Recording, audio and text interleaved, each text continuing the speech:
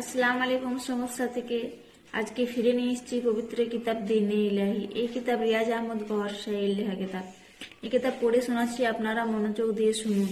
কাল পড়েছি, তারপরে নুক্তাটা পড়ছি, আপনারাও শুনুন। বিসমিল্লাহির রহমানির রহিম। কলবের জিকির, রুহের জিকির মাধ্যম যে বন্দেগি অর্থাৎ নামাজ রোজা কলবের জিকির জারি করার মাধ্যম।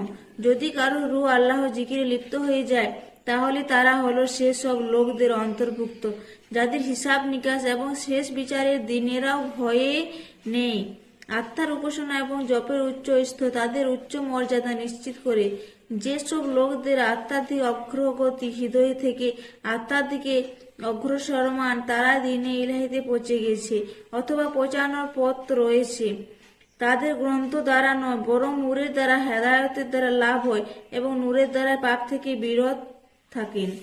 বাকি নুক্তাটা কালকে পড়ে শোনাবো। আপনারা যদি কিতাব দিনে ইলাহি পড়তে চান তাহলে ভিডিওর মধ্যে লিঙ্ক দেওয়া আছে এবং আরো ভালোভাবে বিস্তারিতভাবে জানবার জন্য ইউটিউব আলট্রা টিভি দেখুন। আল্লাহ হাফিজ।